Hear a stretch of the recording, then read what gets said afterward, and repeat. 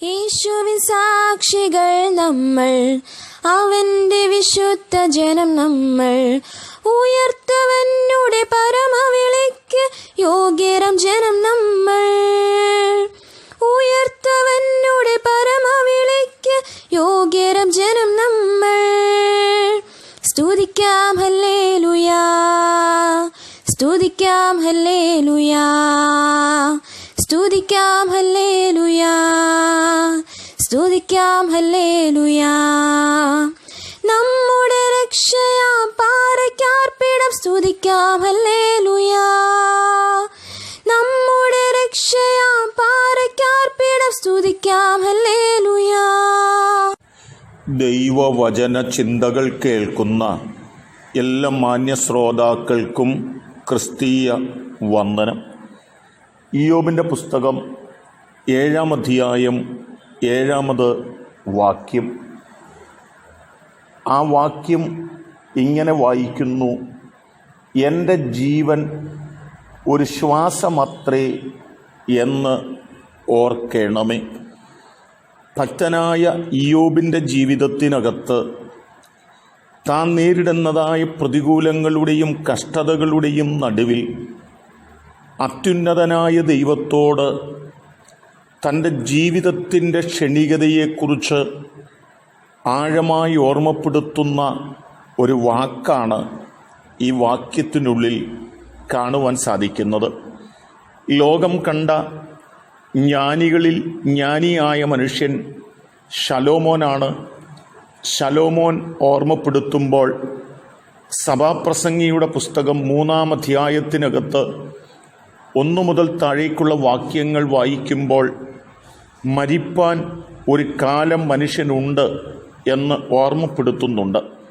എല്ലാറ്റിനും ഒരു കാലമുണ്ടെന്നും നടുവാൻ ഒരു കാലമുള്ളതുപോലെ പറിക്കുവാൻ ഒരു കാലമുണ്ടെന്നും പണിയുവാൻ ഒരു കാലമുള്ളതുപോലെ ഇടിക്കുവാൻ ഒരു കാലമുണ്ടെന്നും ജനിപ്പാൻ ഒരു കാലമുള്ളതുപോലെ മരിപ്പാൻ ഒരു കാലമുണ്ടെന്നും ആ വാക്യങ്ങളിൽ ജ്ഞാനി ഓർമ്മപ്പെടുത്തുന്നുണ്ട്.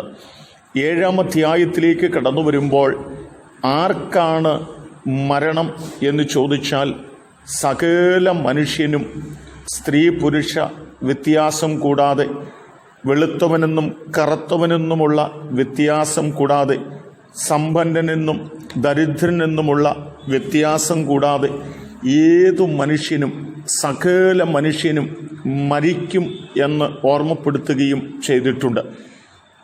നാം പുതിയ നിയമത്തിലേക്കൊന്ന് കടന്നു വന്നാൽ ഫിലിപ്പിയ-ലേഖനം 3-ാം അധ്യായം 20-ാം വാക്യത്തിനകത്ത് പൗലോസ് അതുകൊണ്ടാണ് ഓർമ്മപ്പെടുത്തുന്നത്: എൻ്റെ പൗരത്വം സ്വർഗത്തിലാകുന്നു, ഞാനിവിടെ ഒരു പരദേശിയാണ് എന്നോർമ്മപ്പെടുത്തുകയാണ്. ഒരു താൽക്കാലിക ജീവിത കാലഘട്ടത്തിനു വേണ്ടി ഈ ലോകത്തിലേക്ക് കടന്നു വന്ന ഒരു പരദേശിയായ മനുഷ്യനാണ് ഞാനെന്നും, മരണമെന്ന് പറയുന്ന യാഥാർത്ഥ്യങ്ങളിലൂടെ ഇവിടെ നിന്ന് ഞാൻ പോകേണ്ടി വരുമെന്നും, അതുകൊണ്ട് തന്നെ എൻ്റെ നിത്യ പൗരത്വം സ്വർഗത്തിലാണെന്നും പൗലോസും ഓർമ്മപ്പെടുത്തുന്നുണ്ട്.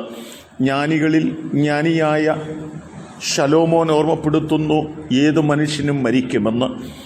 പുതിയ നിയമത്തിലെ ശക്തനായ മനുഷ്യൻ പറയുകയാണ്: എൻ്റെ പൗരത്വം ഇവിടെയല്ല, ഞാൻ മരണത്തിലൂടെ എൻ്റെ പൗരത്വമുള്ള എൻ്റെ നിത്യതയിലേക്ക് ഞാൻ കടന്നു പോകുമെന്ന് ഓർമ്മപ്പെടുത്തുന്നുണ്ട്.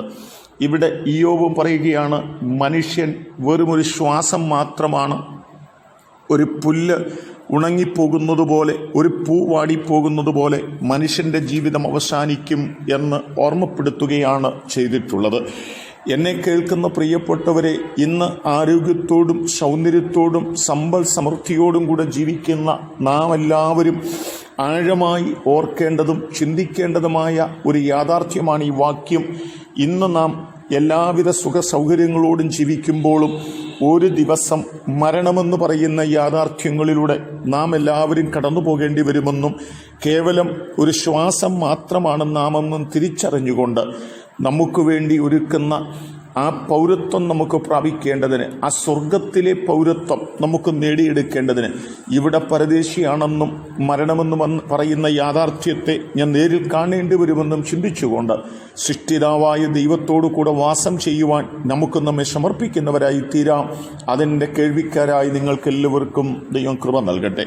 കരുണയുള്ള ഞങ്ങളുടെ ദൈവമേ, സ്വർഗസ്ഥ കർത്താവേ, ഏതു മനുഷ്യനും ഒരു ശ്വാസം മാത്രമേ എന്ന് ഇയ്യോബ് പറയുന്നത് പോലെ, ഏതു മനുഷ്യനും മരിക്കുമെന്ന് ജ്ഞാനിയായ ശലോമോൻ പറയുന്നത് പോലെ, എൻ്റെ പൗരത്വം ഇവിടെയല്ല സ്വർഗത്തിലാണെന്ന് പറയുന്ന പൗലോസിൻ്റെ വാക്കുപോലെ ഞങ്ങളും വിശ്വാസത്തിൻ്റെ ആഴങ്ങളിൽ ഇറങ്ങുവാനും ആ തലത്തിൽ ജീവിപ്പാനും ഞങ്ങളെ സഹായിക്കണമേ. ദൈവം ഞങ്ങളെ അനുഗ്രഹിക്കുന്നത് കൊണ്ട് സ്തോത്രം. യേശു കർത്താവിൻ നാമത്തിൽ തന്നെ ആമേൻ.